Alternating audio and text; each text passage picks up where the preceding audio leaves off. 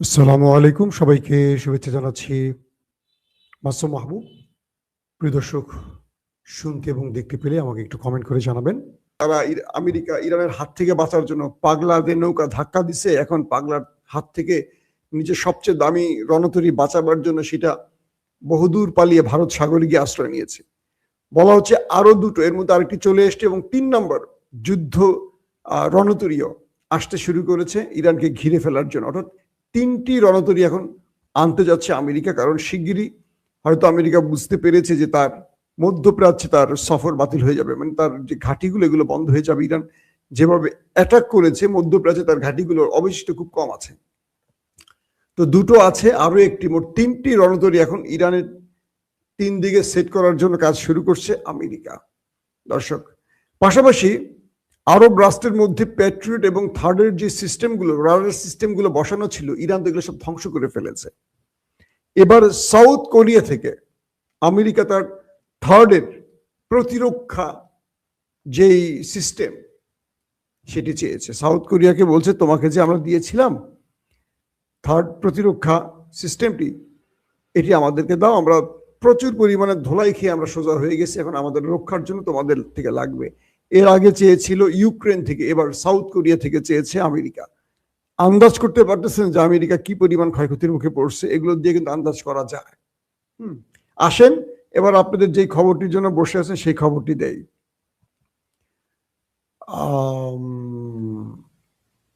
ইরানের সবচেয়ে গুরুত্বপূর্ণ একটি গণমাধ্যম তাসনিম নিউজ, তারা আজকে যে বিষয়টি শিরোনাম করেছে, নেতানিয়াহু ওপারে চলে গেছে অথবা গুরুতর ইনজোর্ড, মানে খুব বাজেভাবে আহত। আমি শুধু তাসনিম নিউজ নামিয়ে জন্য নেতা কাকুর বাড়ির গণমাধ্যমগুলো কিন্তু যাচাই করলাম। ইসরায়েলের অনেকগুলো গণমাধ্যম দাবি করেছে যে নিউজটি কাছাকাছি, অর্থাৎ নেতানিয়াহু একজন মারা গেছেন। তারা বলছেন যে এই নেতানিয়াহু না, তার ভাই ইদু নেতানিয়াহু, ইদু। কিন্তু তারা অস্বীকার করছে না যে মারা গেছেন, মানে মারা যাননি এটি তারা বলছেন না। পাশাপাশি তাসনিম নিউজ বলছে গত ৩ থেকে ৪ দিন, অর্থাৎ যেদিন আমরা প্রথম আপনাদেরকে লিড করেছিলাম যে তার অফিসে হামলা হয়েছিল, এরপর থেকে কিন্তু তার কোনো হদিশ পাওয়া যাচ্ছে না। মিস্টার বেন গভীরের হদিশ পাওয়া যাচ্ছে না। বলা হচ্ছে বেন গভীরও ওপারে চলে গেছেন বিনা টিকেটে। আসেন, তাসনিম নিউজ যে কথাগুলো বলছে আমরা সংক্ষিপ্ত একটু বলি। তারা 5টি ধাপ উল্লেখ করেছে। প্রথমটি হলো, নেতানিয়াহুর ব্যক্তিগত চ্যানেলে তার শেষ ভিডিও পোস্ট হওয়ার প্রায় 3 দিন হয়ে গেছে এবং তার শেষ ছবি প্রকাশিত হওয়ার প্রায় 4 দিন হয়ে গেছে। এরপর নেতানিয়াহুর নামে লেখা কয়েকটি বক্তব্য টেক্সট ভিত্তিক, মানে নেতানিয়াহুর কে যে তার অফিসে হামলার পর আমরা বলেছিলাম যে তিনি নাই ওপারে চলে গেছেন, তারপর আজকে 4 দিন হয়ে গেল, নেতানিয়াহুর কোনো নতুন বক্তব্য পাওয়া যায়নি। যা পাওয়া গেছে সব পূর্বের। কয়েকটি টেক্সট আসছে, টেক্সট তার অ্যাডমিন করতে পারে। আমার অ্যাডমিন কিন্তু ফেসবুকের কন্ট্রোল তার হাতে আছে। আমি না থাকলে সে করতে পারবে, কিন্তু আমার ভিডিও সে করতে পারবে না। আমার ভিডিও আমাকে এখানে বসে করতে হবে। তো এটি বলছে যে প্রথম নেতানিয়াহুর মৃত্যুর বা মারা গেছেন এর প্রথম প্রমাণটি হলো গত 4 দিন ধরে তার ফেসবুকে বা তার ওয়ালে, তার সোশ্যাল অ্যাকাউন্টে নতুন কোনো ভিডিও আসেনি, শুধু টেক্সট আসছে। যেখানে ট্রাম্প কয়েক ঘন্টা পর পরই নতুন বার্তা দিচ্ছেন এবং এই যুদ্ধে নেতানিয়াহু প্রতিদিনই কিছুক্ষণ পর পর বার্তা দিয়েছেন, কিন্তু গত 4 দিন কোনো বার্তা নেই কেন? নাম্বার 1। নাম্বার 2, নেতানিয়াহু শেষ ভিডিও প্রকাশের আগে প্রতিদিন কমপক্ষে একটি ভিডিও, কখনো কখনো 3টি পর্যন্ত ভিডিও প্রকাশ করা হতো। তবে গত 3 দিনে একটি ভিডিও না পাওয়ায় জল্পনা আরো তীব্র আকার ধারণ করেছে। বুঝতে পারছেন তো?